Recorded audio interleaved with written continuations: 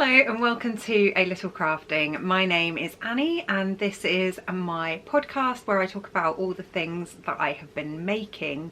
That includes knitting, weaving, spinning, yarn dyeing and sewing most of the time. If you want to find me on social media, you can find me on Instagram as a_little_crafting and on Ravelry as Ankiwoo. And today is the 17th of December. It's been a while to say the least, so apologies to my frequent viewers for not releasing an episode for some time. It's been over a month now. I was thinking I'd be able to get the cadence in at least monthly, but then I ended up getting COVID again this year, so I wasn't well for some time.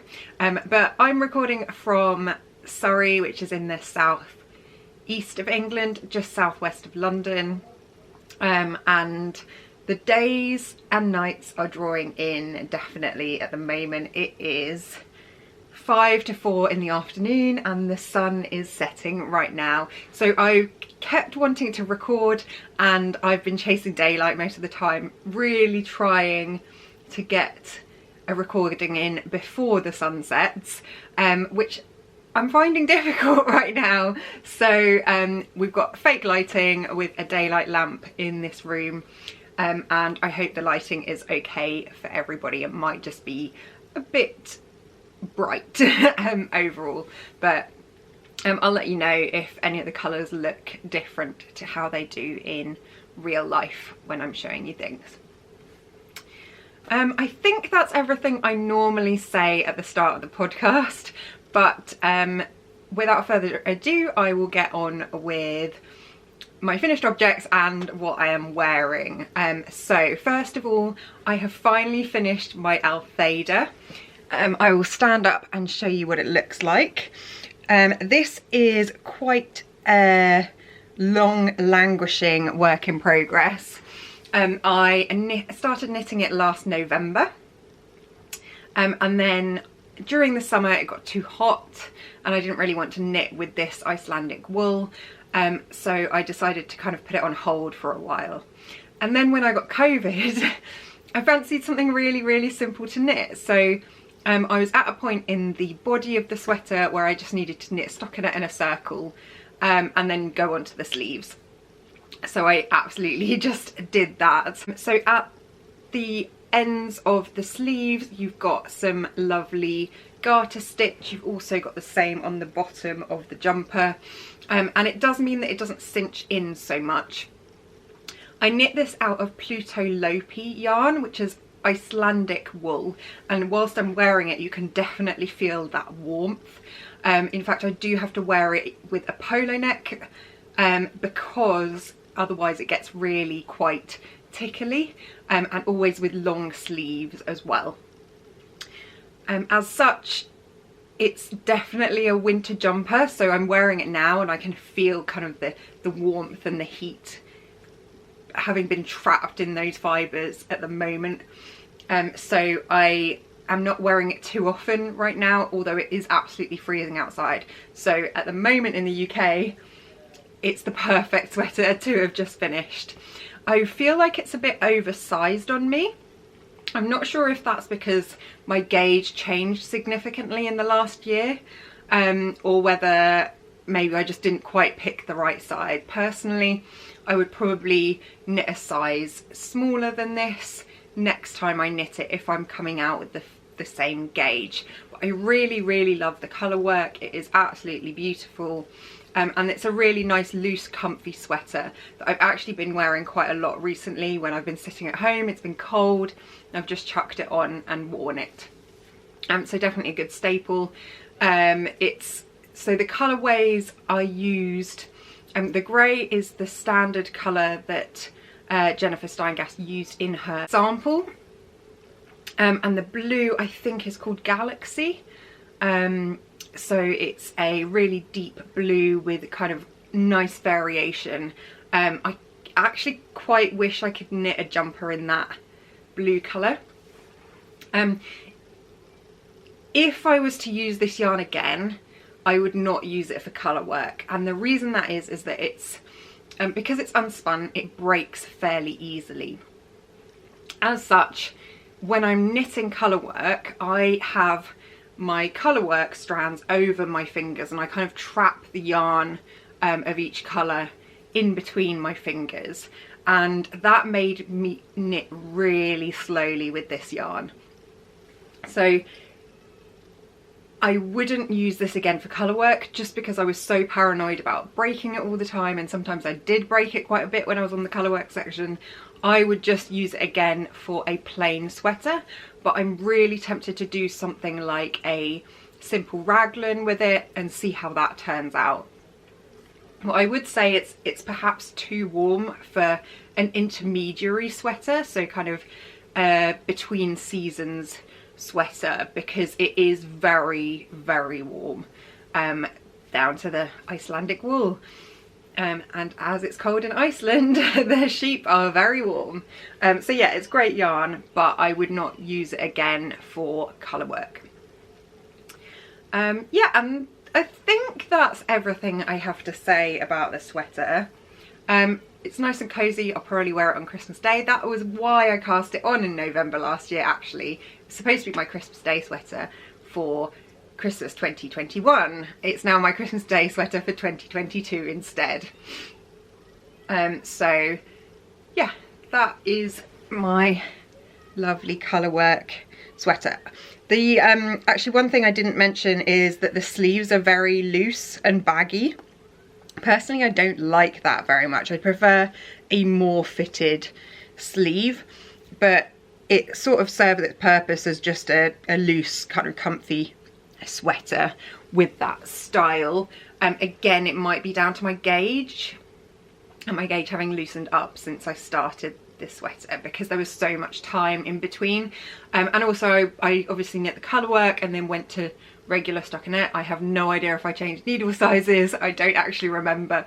But do check out my project page, where you'll see a few more of the details about what size I knit, what colourways I use, and how I got on with the sweater knitting itself. I will link that down below in the description with anything else that I talk about in the episode. So that's my Altheda, and I have actually got another sort of finished object to show you. I believe in the last episode I spoke a bit about my Christmas present plans, and the fact I wanted to knit my friends and family some Carapins, or Carapins, whatever you want to call them, by Rosa Pomar. That's from the 52 Weeks of Socks book. And I have knit effectively the ones that I was gonna knit for myself. Again, I did this whilst I was sick. Turns out when you are not really doing anything else, you get a lot of knitting done. And I knit a pair of these. So these are the slipper socks. They're made in bulky weight yarn, and I have used BC Garn Hamelton 2 tweed for these two. I don't know if I have, let me check. I don't have the colourways of these two with me right now, but I'll make sure I put them in the description for you. So I think this is probably just a navy and this one's just a cream, so you can probably find them quite easily. I imagine that they just have numbers on the labels. This is yarn that felts, and the aim with these is that I will felt these so that they are slightly smaller. And super quick, I think it took me 2 evenings to knit these, but I do find as I'm knitting them on quite large needles, for me 5mm, that they do hurt my hands a little bit if I knit on several of these for too long, or if I kind of keep going with just this as a knitting project. So I'm trying to take breaks as much as possible and kind of switch between needle sizes if I want to do a lot of knitting, but if it starts to kind of hurt when I'm knitting in the round on these.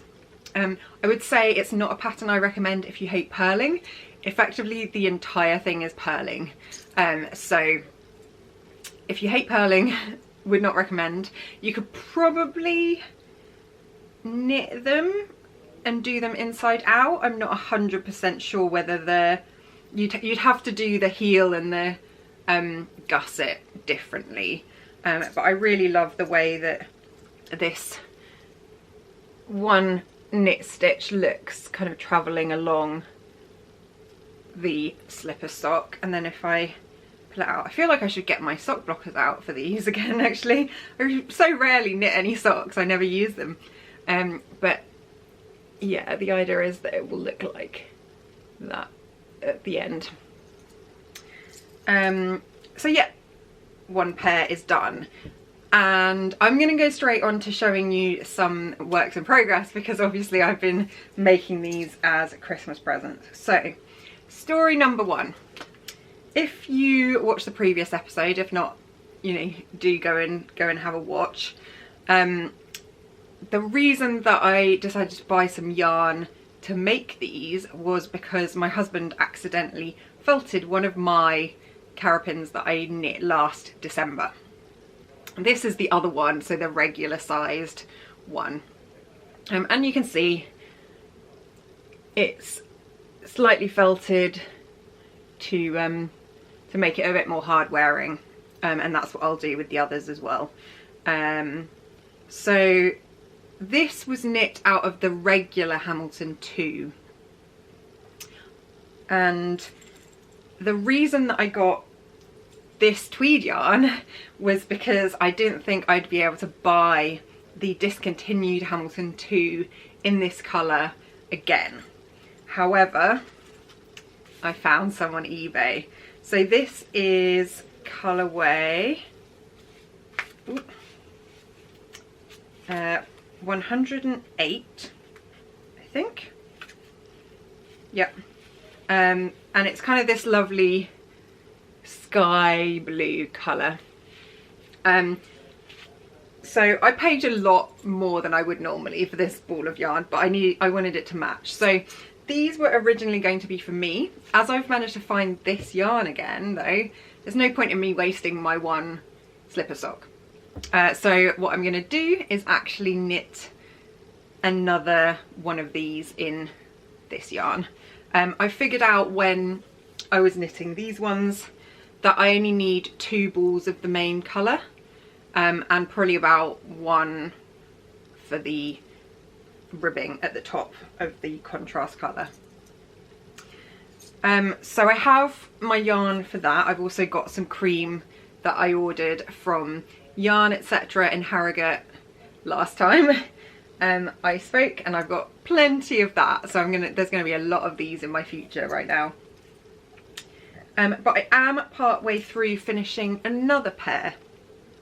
So this is in the Tweedy again, and what I've done is I've used the top rib colour from these ones as the main part, because I had the perfect amount left to be able to knit the main part of the sock in that. And then I'm using a kind of mottled grey, which is like this, for the top part. And I am so close to being done on the second one. I think I've got 4 more rows left and then toe decrease for the second one, so I'm almost there. And this set is going to be for my mum. So they are slightly bigger than my other ones, and I'm going to have to felt them very, very lightly. My husband luckily has the same size feet as my mum, so I can test on him whether they fit. He and I have small feet, and therefore I should be good, but I do need to not overfelt these, otherwise they will be too small. But yeah, I really like the look actually of this kind of natural colour combination in the tweed. It looks very traditionally tweed, I think. So yeah, very nice ones there. And that's my first work in progress really to talk about.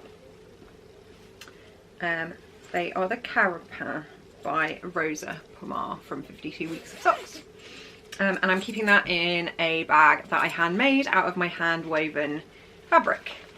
It's a zip bag, which is very unusual for me. I have to confess, I've had a bit of cast-on-itis. To be fair, I did finish a full sweater and a pair of slipper socks and another pair of slipper socks almost done. So I don't feel too bad about it.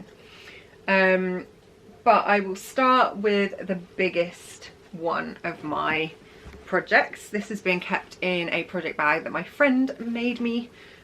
She does sometimes sell project bags on Etsy as well, so I'll link to that below. This is a massive sweater bag, so it's huge, it fits a lot in.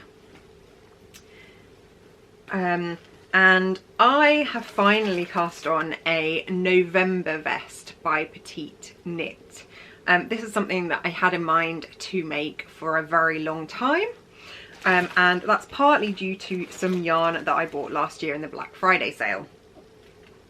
And this is Hedgehog fibre Tweedy. Let me show you the end, that might be easier. There you go. It's got these lovely specks. It is made of 50% Falkland merino, 37.5% recycled wool and 12.5% hedgehog fibre thread waste. So it's this lovely neutral grey colour, but it's got all of these wonderful pops of colour throughout, and they're all different. And I was looking for a project to make with this yarn. And then probably a few months ago I found the November vest and thought that that would look fantastic in it. Now I think whilst this is DK, the November vest is an Aran weight pattern, I believe, and therefore I did have to kind of fudge the numbers a little bit, but what I've ended up doing is going for a bigger size for a different gauge. And you start with the back of the neck and you work outwards from there, and it's all in this really lovely squishy brioche stitch. And if you know me from long ago when I started knitting brioche, I absolutely love it. I find it so meditative, I think it looks amazing, and I'm really happy with how this is progressing. It's just on hiatus at the moment because of the Christmas present knitting. So this is how it looks right now. So it's going to be this single colour, effectively, brioche rib. And I am part way down the back already. This bit is interesting because I've never done double knitting before. But I think the kind of section around the collar, so I should actually pop a picture here, so I'll do that as well. But it's kind of like a throw of a jacket. It's got pockets, it's not got sleeves, it's kind of long, and it's just one of those things that I think will be really nice if I've just got like a long sleeve top on or a shirt on. I can just chuck that over in a kind of an in-between season time, so maybe at the start of spring, just to keep me a bit more cozy, and the fact that it's got pockets is just a plus. But I think it looks so stylish and I'm really looking forward to having this done. I am using my higher sharps as usual, and needle size is 3mm, but I have a very loose gauge, so I would check if you're knitting it yourself whether your gauge matches correctly. I should have all the details of sizing, etc. that I'm knitting in my project page, but if not, I'll pop that information down below. And I've really enjoyed this so far, like I said, just on pause until I've done those Christmas presents. Next up, I have jumped on the bandwagon. Again, when I wasn't feeling too well, I wanted a simple project to knit, and I had in mind that I also really wanted to use my hand-dyed yarn. as such, I ended up casting on another Petite Knit pattern that is doing the rounds everywhere at the moment, and that is the Sophie Shawl. So I decided to buy the Sophie Shawl pattern rather than the scarf because I actually want something a bit bigger than just a little scarf. But I think the construction is essentially the same. And I am quite away, I think. So I'm using some yarn that I dyed myself. I absolutely love this colour. It is gorgeous. I need to dye some more of this again. This is on non-superwash yarn though, so it will look quite different on superwash. And I can't remember what I called it, but I think it's sort of like a winter berry colour. It's really lovely. So again, this is an Aran weight pattern, but you can adjust it according to what yarn you have, and you essentially knit half and then measure your yarn, so make sure you know how much you have left, so either by weighing or just knowing the yardage needed, and then you start decreasing on the other side. And it's really super simple. There's a lovely I-cord edge which I think finishes everything off wonderfully. I think if I ever made a shawl pattern or a scarf pattern, I'd probably have an I-cord edge. I just think it's so simple and easy to do whilst you're knitting, and it just adds that wonderful finished touch, like just a line along the edge that looks really good. And I have this much left. I think that's going to be about 50 grams, so I still think I have quite a way to go on this one. But I'm also using this as my D&D knitting at the moment. So when I play D&D with my friends, I have roughly 2 sessions a week, but one I run as a dungeon master, and for the other one I tend to knit whilst I'm playing, but I have to have something that isn't too complicated. So in terms of knitting a sock, I can't really do that because I have to at some point decrease, change shape, do short rows, etc. And it's just a recipe for disaster if I try and do that. So I have to have something simple that's easy to memorize that I can just do, and I'm not going to have to stop and figure out what I'm doing partway through someone explaining what they're deciding to do in combat, or what the story is that we're going through, or what's happening. I prefer to be able to keep focus on the D&D session as much as possible. So something mindless is great, and that's why I've made so much progress on here. I'll show you my stitch marker actually. So I think I started the week here, and the majority of this section will have been done in the D&D session last night or 2 nights ago.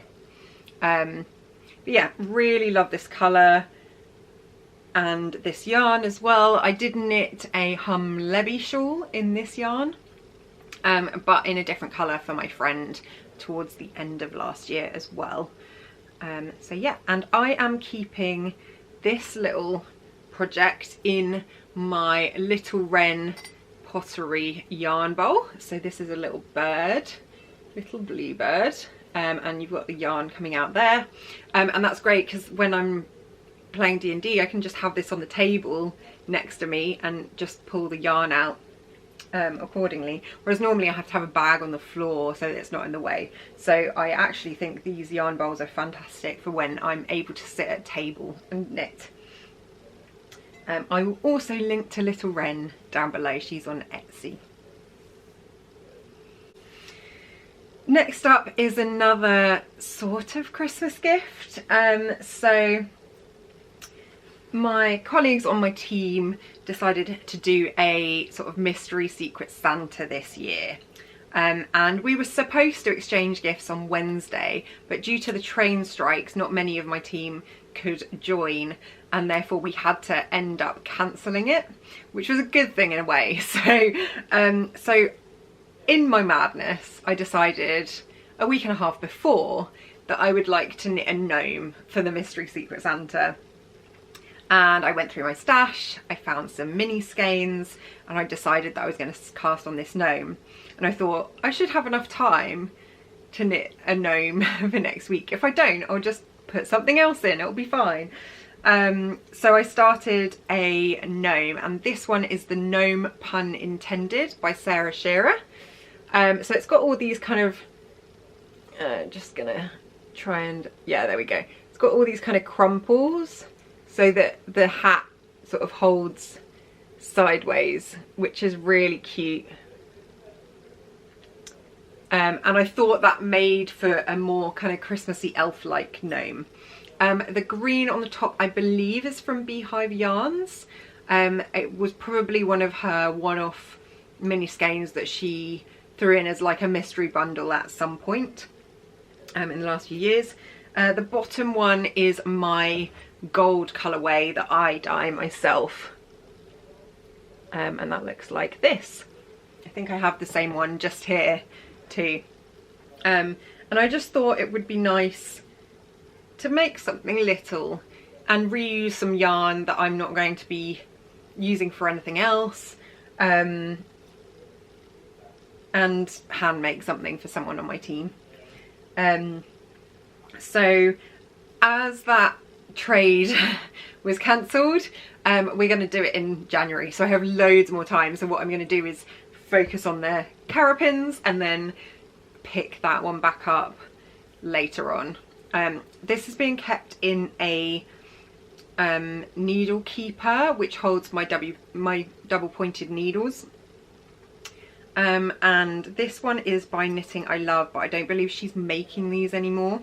So it's a little felt one, and you just stick your needles in one side and then kind of shove them back in the other side and then pop it closed. And it's so handy for transporting, or if you just want to not lose your project off the end of DPNs, which is entirely possible. I've definitely had that before where I've put it away and it's just whoosh, whipped off the end. So yeah, that's something I'm working on. I am completely aware that I still have a semi-finished gnome in my little basket over here as well. I actually took him out of those DPNs in order to cast on the new one. But I decided he wasn't Christmassy enough. So this is one I started knitting some time ago. I can't remember the pattern specifically, but I can pop that in the description. There's a tangle of yarn attached to the needles, and I think there's a little basket off the bottom as well. Oh, I forgot to say, I'm going to use the same kind of yarn. Here we go. Excuse me while I sort out my life here. I have some arms by the looks of it, that are supposed to go on there. Never mind, I'll sort that out later. But for the beard on the Christmas one that I'm knitting, excuse me, I'm going to use this colour, which I also knit this little basket out of for the other one. Yeah, and I also have a beard already done for that one too. So yeah, there you go. That's how the beard looks before it's attached. So yeah, once I've finished this gnome, the Christmas gnome, I will go back to the other gnome knitting because he is almost done and I'm actually really enjoying it again. I think I maybe stopped because I had some other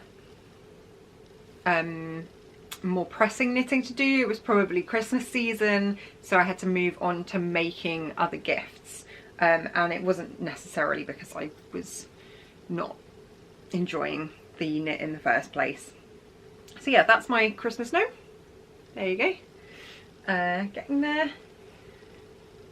And then finally, in terms of works in progress, I am just going to share something that I have shown before. The only thing in this episode apart from the finished Altheda.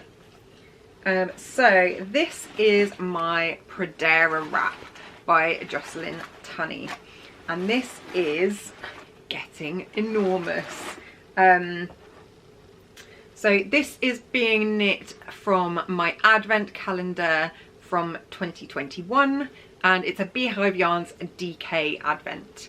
And I am very, very close to the end. I think I've only got 4 or 5 more balls to knit.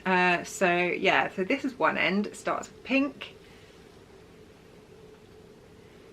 Okay, goes into sort of orangey colours, browns,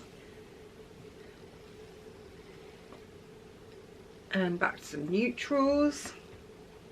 And now I am on the blue. So the last couple of sections, let me move this out of the way so you can actually see the colours. Actually, that's probably a good way of showing it. Are these lovely blue, and it gets progressively more blue, and then I think it goes a little bit grey at the end.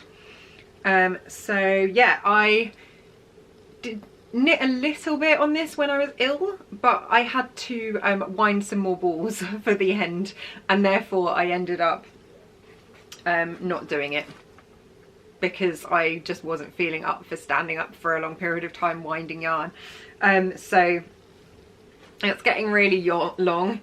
It's also using up a lot of space in my hide and hammer bag.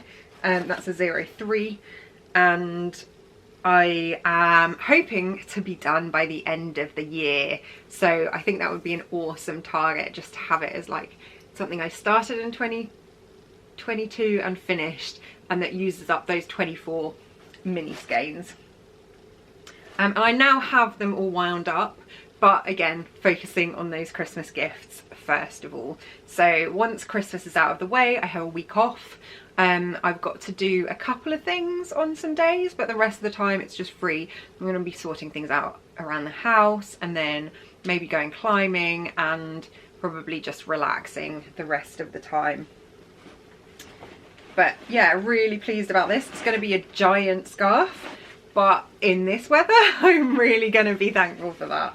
So I'll be able to just wrap it around myself like crazy and just be all cozy and warm. There, so just putting that back in. So that's knitting done for now.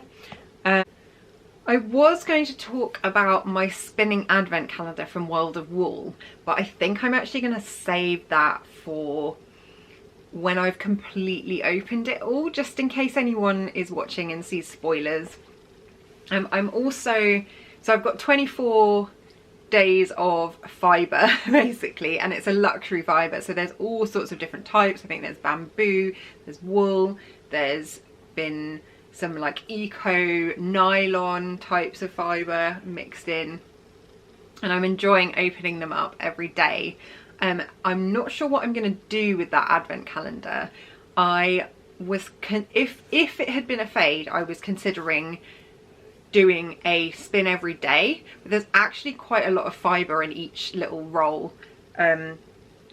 So I am gonna wait and see at the end, and therefore I might just do a one-off episode where I go through and I talk about what the fibres are and what I'm going to make with them, rather than including it in a regular podcast. However, I did do some yarn dyeing. I think last time when I recorded, everything was drying that day, so I want to show you what I dyed. And I have these lovely braids here. So this is organic British wool. It was originally white, and I have dyed this, I think, which one did I do? So I did this as a kettle dye, so in a kind of vat, and I'll show you kind of part of the braid all wound up, and then the other end that's not so wound up. So this is what it looks like. I used my burgundy dye recipe, but what it's done, and I'll show you the other side, is because of the plaiting that I've done, it's almost like tie-dye in some parts. So you've got these really rich deep reds, and then it seems like the dyes that I use have a little tiny bit of blue or purple in them, so you get this kind of effect in between, and I'm not sure what I'm gonna do with this or how I'm gonna spin it. It's quite crunchy, but it doesn't seem like I felted it, so that's a good thing, because I dyed a lot. This is 200 grams, I think. But yeah, it looks really good in the picture, and in the braid as well. So this is 100% organic British wool from, I think it was from World of Wool again. And I'm going to think about how I spin this up. It is quite a crunchy yarn. The other one I dyed is this 100% organic merino wool, and this one I did in a kind of dark bluey purpley blue colour, but it's got a lot more variation.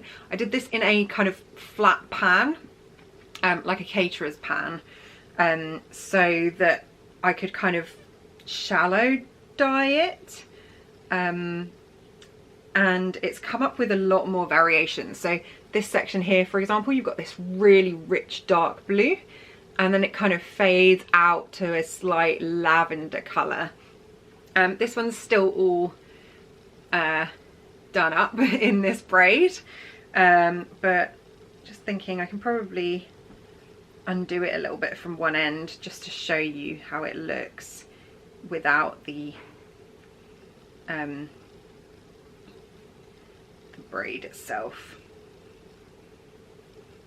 Let's see. I had to figure out how to braid this as well. I think I watched a YouTube video because I've never done this before. But this yarn is obviously super soft. I say organic merino, I think it's just Falklands merino. It's from John Arbon, and so it's probably what they use for their knit by numbers yarn.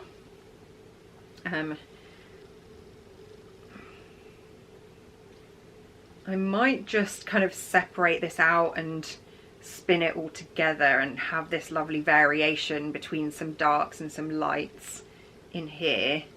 But yeah, so this is what it looks like. So it's got this kind of lovely lavender, a little bit of pink here, some more lavender and light blue, and then you kind of get these dark sections like this one here, where there was obviously a lot more dye on that part.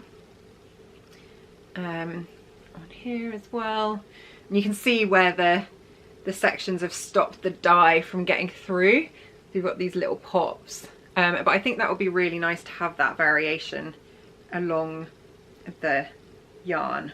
And then this section here has some kind of light blue splotches as well, which is cool. So it'll be really, really fascinating to see how this ends up spinning up, although I don't know, do I have time at the moment?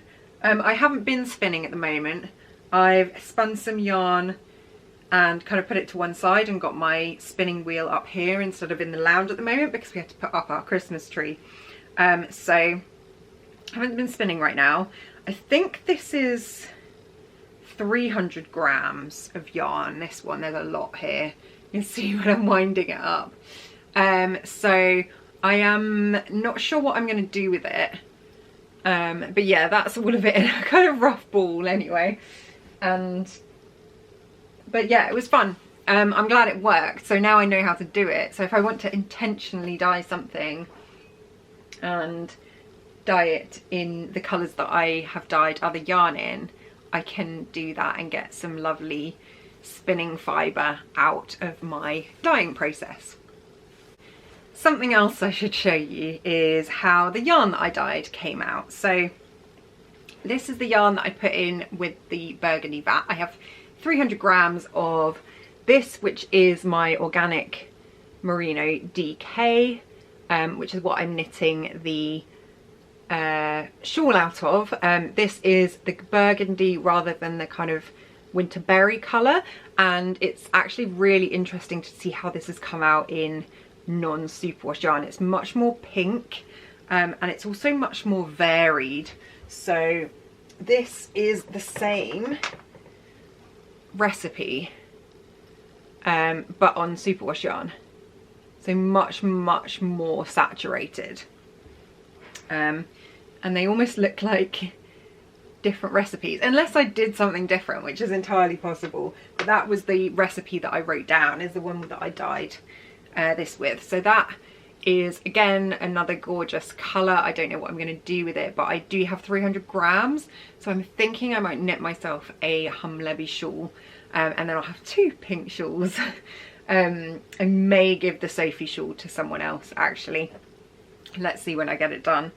And then this is how the other dye has come out, this kind of purpley blue colour. It's almost indigo, I would say, actually, but it's kind of steely purple, and I really like the way this has come out. This is on 2 different yarns, so this one is superwash. There you go, and this one is non-superwash, and I'm actually surprised at how saturated the non-superwash one was, because I almost couldn't tell the difference when I took them out of the pan. I mean, they don't look that different, and normally you get a much lighter colour on something that's non-superwash. So yeah, interesting, but you can tell the difference when you're holding them. This is definitely more woolly, and this is definitely more silky and smooth. So yeah, that was my yarn dyeing last time. And finally I will just talk about acquisitions, and I only have one set of acquisitions for the Black Friday sale, because I was not feeling well. I was doing a lot of shopping, and that meant I also spotted that Olan Yarns was doing a special for that day, which was you could buy a pack of their mill spun yarn for a fairly reduced price, but you couldn't choose the colours, so it was random colours. You get 5 in a pack, and I thought, okay, I've really wanted to try Olan for some time, but I felt it's a little bit cost prohibitive, so I think it's something like £32 in the UK for one of these skeins. And whilst I appreciate that the yarn takes a lot to create, to make, to spin, all of that, it's done independently in Ireland, I cannot justify buying yarn for that price. I'd say I normally cap it off at about £20 for a skein, and then with superwash yarn I kind of think I could probably dye it myself anyway, so unless it's colours that I don't think I would attempt, I'd probably not be going over that mark, and that would have to be for something fairly special. So I received my yarn, and it's in a few colours. This is fingering weight 100% fine merino, and it is spun in the mill. So this colour is 1987, and I wouldn't normally go for a yellow, but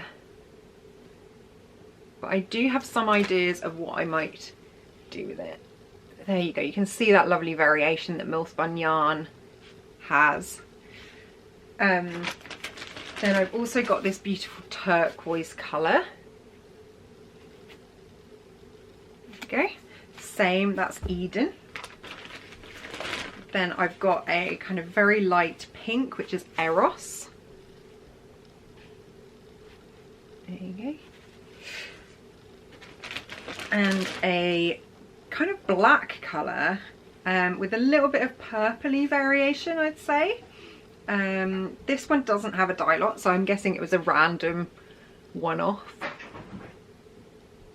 And what I was thinking of doing, and again, not really my normal colour combination, so I might be gifting this, was putting these 3 together for something. And then the final one is very purple. Personally, I may give this away. I like the variation in it. It's kind of a mild colour combo, so it's 2 different colours spun together, but it's really, really purple. so I'm not so sure I would use that for anything at the moment. But yeah, I'm really pleased to have been able to make the most of the deal. I can't remember exactly how much cheaper it was, but it was cheap enough for me to be able to go, okay, I'm not feeling too good, I'm going to treat myself and get some more of this yarn. Sorry about the crackling there.